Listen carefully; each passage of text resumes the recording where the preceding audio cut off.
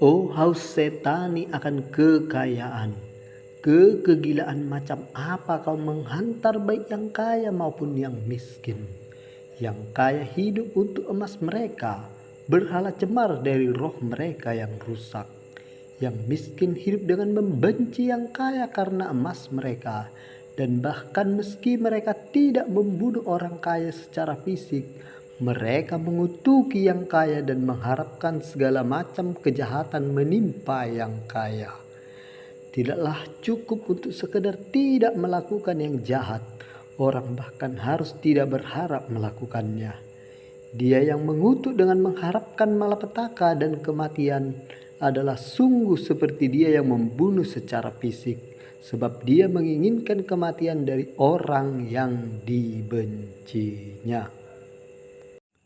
Dengan sungguh-sungguh aku katakan kepada kalian bahwa keinginan macam itu adalah seperti suatu tindakan yang dihambat, seperti janin yang dikandung dalam rahim dan dibentuk tetapi belum dilahirkan. Suatu keinginan yang jahat merusak dan menghancurkan orang, sebab bertahan lebih lama dibandingkan suatu tindakan keji dan lebih dalam dibandingkan tindakan itu sendiri. Jika seorang kaya miskin dalam roh, dia tidak berdosa demi emasnya, melainkan dia mengubah emasnya menjadi pengudusan, sebab dia mengubahnya menjadi kasih. Dikasihi dan diberkati, dia adalah bagai sumber mata air yang menyelamatkan para pengelana di suatu padang pasir, sebab dia memberi dengan murah hati, tanpa kikir. Bahagia dapat melegakan situasi keputusasaan. Jika dia miskin, dia bahagia dalam kemiskinannya dan menyantap rotinya yang dimaniskan dengan sukacita. Sebab bebas dari haus akan emas, dia tidur bebas dari mimpi-mimpi buruk dan bangun dengan istirahat yang cukup untuk pekerjaannya yang damai tenang, yang selalu ringan apabila dilakukan tanpa keserakahan atau iri hati. Apa yang membuat orang secara material kaya adalah emas. Apa yang membuat orang secara moral kaya adalah cinta kasihnya. Emas tidak hanya meliputi uang, melainkan juga rumah, ladang, perhiasan, perabotan, ternak, semuanya.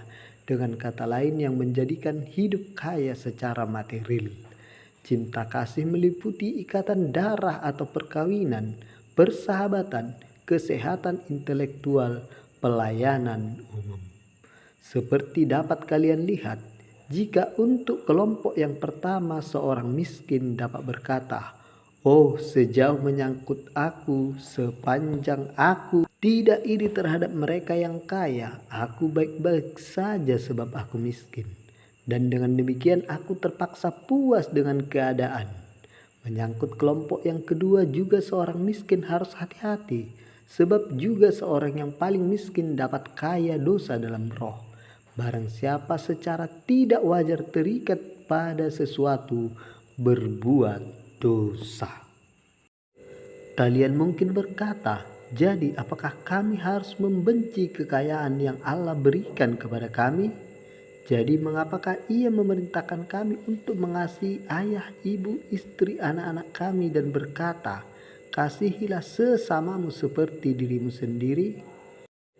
Kalian harus membedakan. Kalian harus mengasihi ayah, ibu, istri dan sesama kita, tapi dalam tingkat sebagaimana dinyatakan oleh Allah, seperti diri kita sendiri.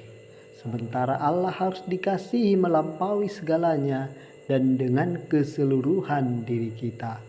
Janganlah kita mengasihi Allah seperti kita mengasihi orang-orang yang paling kita kasihi di antara sesama kita. Sebab seorang perempuan menyusui kita atau sebab dia tidur dalam pelukan kita dan melahirkan anak-anak bagi kita. Tapi kita harus mengasihinya dengan keseluruhan diri kita, yakni dengan segenap kemampuan untuk mengasihi yang ada dalam diri manusia. Kasih seorang anak, kasih seorang suami, kasih seorang sahabat, dan jangan goncang hatimu. Kasih seorang ayah. Ya, kita harus mempunyai demi kepentingan Allah perhatian yang sama seperti yang dimiliki seorang ayah bagi anak-anaknya, bagi siapa dia dengan penuh kasih melindungi kekayaannya dan menambahnya. Dan dia memberikan perhatian dan antusias atas perkembangan fisik mereka dan pendidikan intelektual mereka dan untuk kesuksesan mereka di dunia. Kasih bukanlah kejahatan dan janganlah menjadikannya kejahatan. Rahmat-rahmat yang Allah anugerahkan kepada kita tidak jahat dan janganlah menjadikannya jahat. Rahmat-rahmat itu adalah kasih yang dianugerahkan karena kasih. Kita harus menggunakan penuh kasih kekayaan demikian yang dianugerahkan kepada kita oleh Allah dalam cinta kasih pribadi dan dalam kebaikan-kebaikan duniawi.